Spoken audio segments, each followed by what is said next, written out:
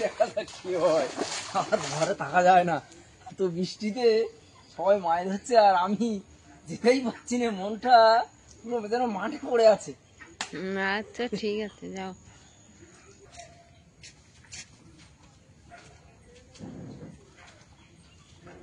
কচু বাগানে জল উঠে গেছে।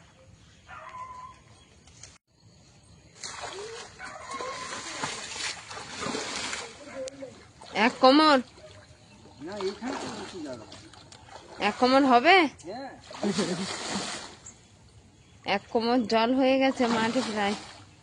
তো এই শিকার বাবা তো বার হয়ে পড়েছে জাল আর লাঠি নিয়ে। এখন কি পাওয়া যায় দেখা যায়, জানি না আদৌ মাছ পাওয়া যাবে কিনা। তো চেষ্টা করবে, চেষ্টা করে দেখুক মাছ পাওয়া। শাওলা ফুটেছে বলো হালকা, শাপলাও ওইখানে হয়েছে হালকা হালকা। আকাশটা এইরকমই অবস্থা হয়ে আছে এখন। এই কয়েকটা দিন যেন বৃষ্টি কিছুতে কমছেই না। তো ওই শিকার বাবা মাঠে চললো, এখন সকালের অপেক্ষা। জাল অবশ্য এখন পেতে দেবে। কটা জাল নিয়েছো? 3খানা জাল নিয়ে গেছে নাকি। মাছ পড়বে কিনা জানি না অবশ্য, তবে অপেক্ষা তো সেই সকালবেলা পর্যন্ত করতেই হবে। দেখা যাক কতটা কি মাছ পড়ে। সাবধানে যেও, ঘাস ভর্তি চারিদিকে মাঠের। আসলে চারিদিকে এতটা হোগলা হয়ে গেছে, চারিদিকটা মাঠের এই যে হোগলায় ভরে গেছে। ওই জন্য মাঠে জাল পাততে যেতে আর সাহসই কুলায় না, কারণ সাপের উপদ্রব আছে। তো আজ এত বৃষ্টি হলো, কাল না পরশু দিন থেকে বৃষ্টি তো অনবরত হয়েই যাচ্ছে। ওই জন্য ওই শিকার বাবা ধৈর্য না ধরতে পেরে একদম মাঠেই চলে গেল।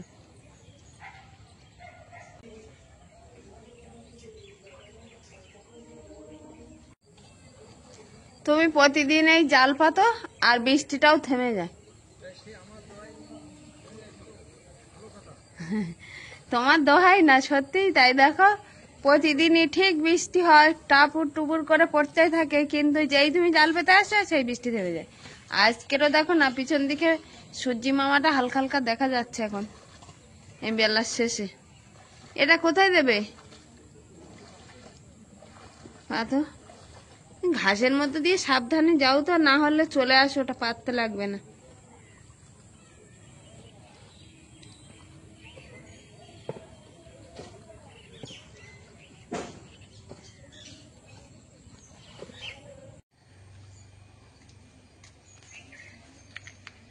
নমস্কার বন্ধুরা, সঙ্গীতার সংসারে কাছে দূরে সকল দর্শক বন্ধুদের স্বাগত জানাই।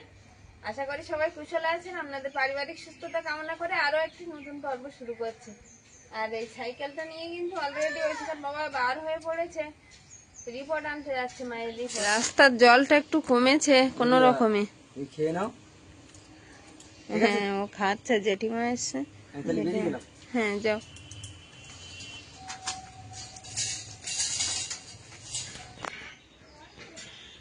এখন পটল কাটতে বসে গেছি। বাড়িতেই ছিল অবশ্য পটলটা, আর বাজার থেকে এনেছে এই যে প্রচুর ফুল। আর বাগান থেকে উঠেছিল কালকে, তো দুটো ছিল পাকা, তো একসঙ্গে করে কচুর ফুল দিয়ে আর মা কাঁকড়া দিয়ে গেছিল, যে কাঁকড়া কিছুটা আমার জ্যান্ত আছে, তো এই কাঁকড়া দিয়ে রান্না হবে কচুর ফুল। আর একটু চিংড়ি মাছও আছে, তো পটল দিয়ে চিংড়ি হবে। কোথায় যাচ্ছে? মানে আমি হাত ধোবো। তুমি কি খেয়েছো? কি খেয়েছো? কয়া। ঐশিকা ভাত খাবি না? হ্যাঁ, ঐশিকা আবার ভাত খাবো। ঐশিকা এই মাত্র পড়ে আসলো, ভাত খেয়ে নেবে, নিয়ে আর পরীক্ষা দিতে যাবে এক্ষুনি। তো ঐশিকার বাবা আসলো মায়ের রিপোর্টটা নিয়ে। মায়ের রিপোর্টটা ডাক্তারের কাছে দেখাবে সন্ধ্যাবেলা, দেখি আর কি বলছে, জানা যাবে যে রিপোর্টে কি আছে।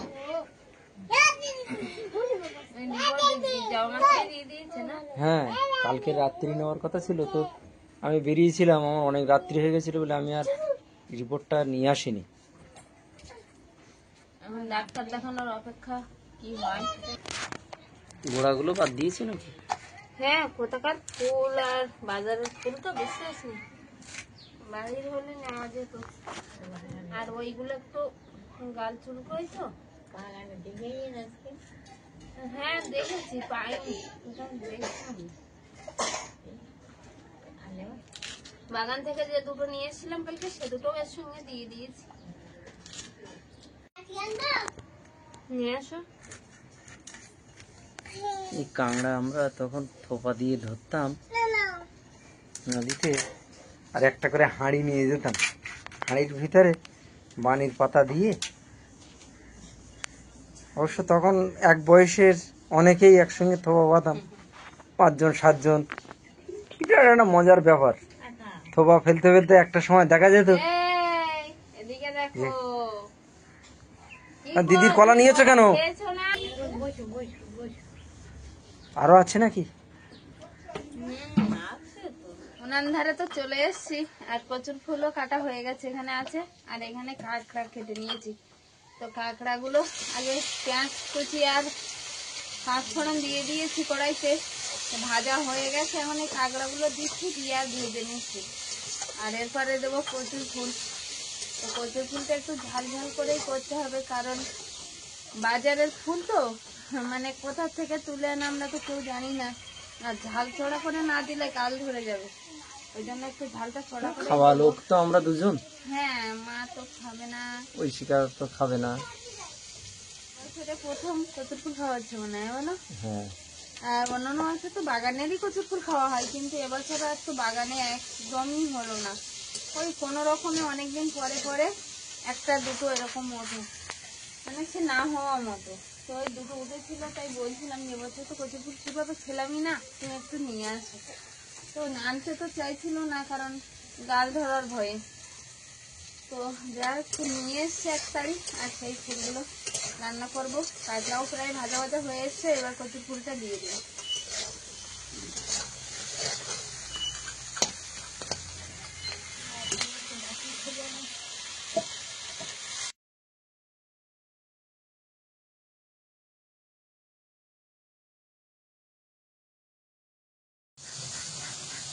আগে তো কচুর ফুল হয়েছে, আর এখন এই চিংড়ি মাছটা ভাজা চলছে। আর চিংড়ি মাছটা খোসা ছাড়িয়েই নিয়েছি, একদম খোসা নেই কারো গায়ে। তো চিংড়ি মাছটা ভাজা হয়ে গেলে পটল আলুটা একটু ভেজে নেব। পটল আর আলুটা এখানে কেটে ধুইয়ে আর সুন্দর করে জল ছড়িয়ে রেখেছি। এবার পটল আলুটা ভাজবো। চিংড়ি মাছ ভাজা হয়ে গেলে তারপরে। চিংড়ি মাছটা ভাজা হয়ে গেছে, কড়াইতে আবারও তেল দিয়ে দিয়েছি। এবার দিয়ে দেবো পটল আলুটা।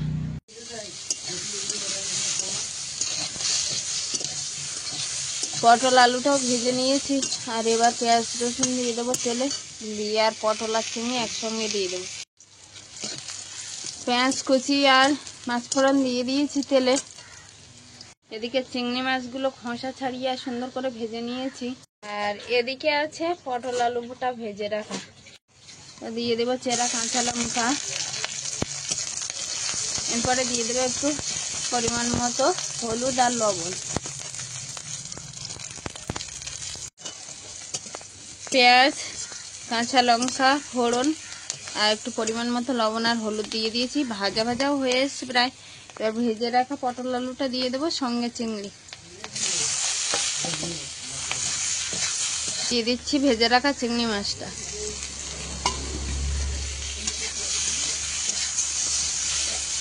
কলা ভাজা আর সঙ্গে আছে কচুর ফুল আর কাঁকড়া এখানে রান্না। আর এখানে আছে পটল আলু আর চিংড়ি মাছ।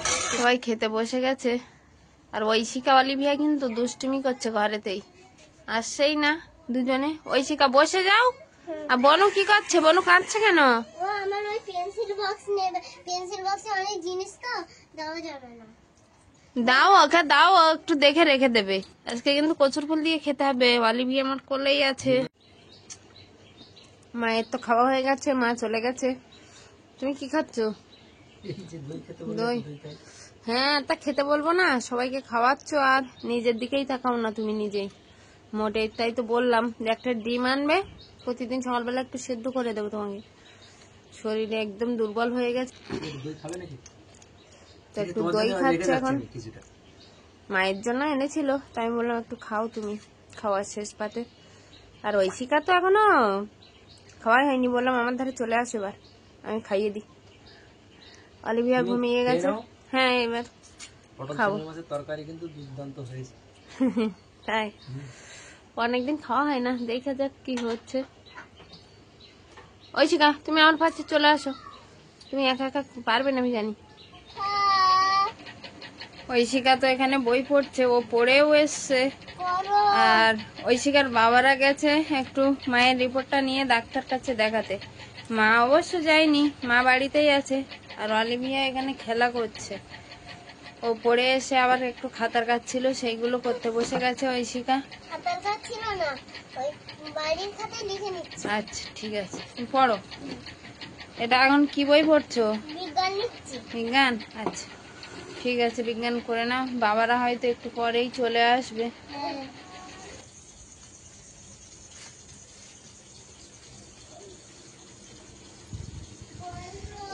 বলো কি সংবাদ? তুমি ভালো আছো?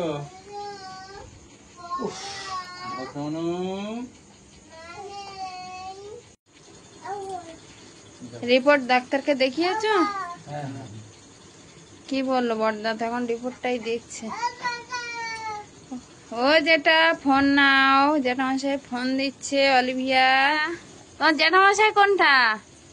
কোনটা তোমার জ্যাঠামশাই?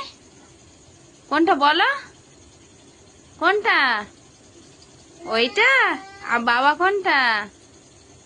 বাবা এইটা বাবা? কার বাবা ওটা? কার বাবা? কার বাবা? তোমার? তাই? আর তোমার দিদি কি করছে? কি করছে দেখি? না না না, দেখতে হবে না, দেখতে। তোমরা তো ডাক্তার কাছে গেছিলে, ডাক্তার কি বললো? ডাক্তার ভালো না। ভালো না কেন, কি হয়েছে? গলব্লাডার স্টোন অপারেশন করতে হবে। ও, ওই জন্য এত ব্যথা করছে মনে হয় না? মানে এই মুহূর্তে অপারেশন ছাড়ার কোনো রাস্তা নেই? ও আচ্ছা।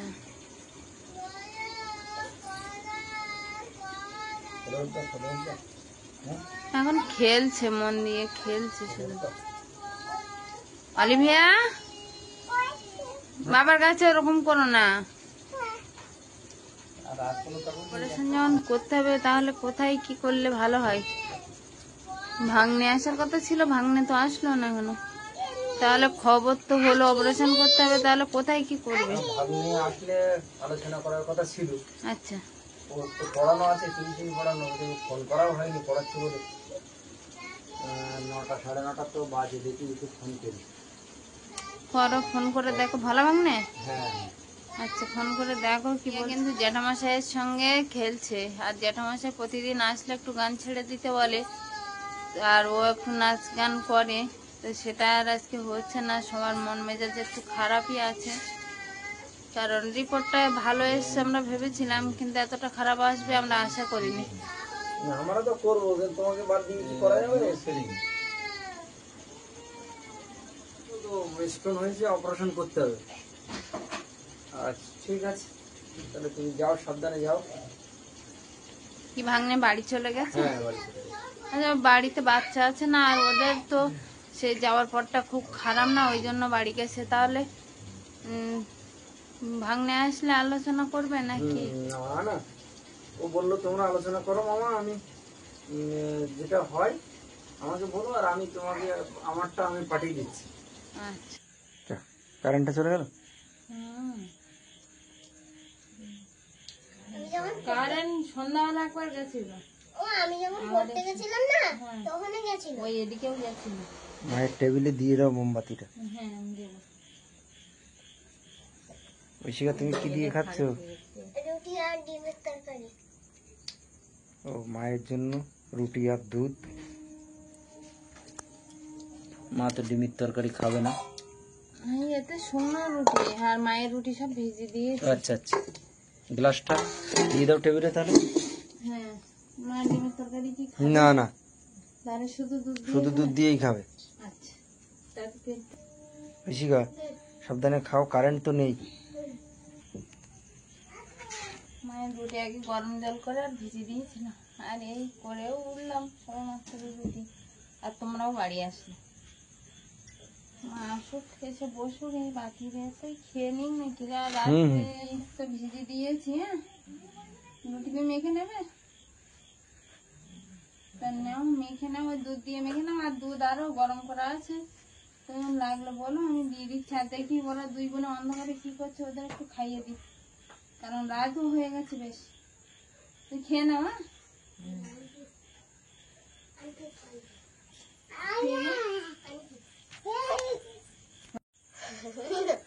হ্যাঁ, পেকো নাম তুমি পেকো। আমাদের ছোট মেয়েটা তো পেকো হয়ে গেছে। ঠাকুরমার কাছে জিজ্ঞেস করো তো, বল কি খাচ্ছ? ওপরে খেতে দিলাম, আর এখানে নিচে সবে দুটো আছে ধরিয়েছে, আর কারেন্ট চলে এসছে। আমার চলে যেতে বলে। কারেন্টও চলে এলো তোমার খেতে খেতে। মোমবাতিটা লবণ, মাকে একটু লবণ দিয়ে দাও তো।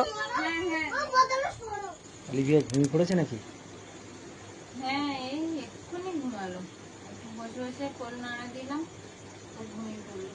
আসলে রিপোর্টটা একটা কাগজের উপরে আছে, দেখে মনে হচ্ছে কত না সাধারণ একটা কাগজের তুলবে, কিন্তু এতেই যে এত বড় একটা খবর আছে এটা আমরা কেউ আশাবাদী ছিলাম না, তাই না? ওদের একটা কাগজের টুকরোর মধ্যেই সবকিছু লুকিয়ে আছে। আমরা তো আশাবাদী কেউ ছিলাম না যে এরকম একটা অসুস্থতার খবর আমরা পাবো, যে গলব্লাডার পাথর। তো রোগ ব্যাধি অসুখ বলে তো আসে না, এটা সকলেরই হতে পারে। তো মায়ের হয়েছে, আমরা সবাই মানে চিন্তিত ছিলাম। আর বরটা ছিল, ওই ছিল, বাবাও ছিল, ভাগ্নের কাছে ফোন করেছিল, বা শুধু ভাগ্নে না, সমস্ত আত্মীয় স্বজনদের কাছে ফোন করা হয়েছে। চিকিৎসা বা তাড়াতাড়ি সুস্থ হয়ে যাবে, আর সঙ্গে একটু সাশ্রয়ও হবে, সেরকম জায়গা খোঁজ করা হচ্ছে। চারিদিকে সবার কাছে খোঁজ খবর নিতে বলা হয়েছে যে কোথায় করলে ভালো হবে। সবার আগে দেখতে হবে যে মা তাড়াতাড়ি যেন সুস্থ হয়ে যায়, সবার আগে এটাই আমাদের লক্ষ্য এখন। তো আপনারাও একটু আশীর্বাদ করুন, মা যাতে তাড়াতাড়ি সুস্থ হয়ে যায়। সকালবেলা রিপোর্ট এনেছিল, তখন তো বসেনি ডাক্তার, তো ফোন করতে বলে সন্ধ্যাবেলা নিয়ে আসো, আমি দেখে দেবো। ওই জন্য সন্ধ্যাবেলা নিয়ে গেছিলো, আর দুই ভাই মিলে দেখলো, আর অলিভিয়া এই মাত্র ঘুমিয়ে পড়েছে। অনেক দর্শক বন্ধু অপেক্ষায় ছিল মাসিমার কি খবর, হ্যাঁ, মায়ের কি খবর। মায়ের সমবয়স্ক তারা দিদি বলছিল যে দিদির কি খবর জানার জন্য। তো আমরা মনে করলাম যে এই এই ভিডিওর মাধ্যমে সবাইকে জানানো, মানে সবাইকে একটা খবর সমানভাবে জানানো। বলে আজকে পর্বটা এখানে শেষ করছি, দেখা হচ্ছে আগামী পর্বে। ততক্ষণের জন্য আপনারা ভালো থাকবেন, সুস্থ থাকবেন, নিজেদের যত্ন নেবেন। আর এখন তো এই ভাইরাল ফিগার হচ্ছে, আমাদের বাড়িতেও হলো, আমরা কাটিয়ে উঠলাম, আপনারা একটু সাবধানে থাকবেন। নমস্কার।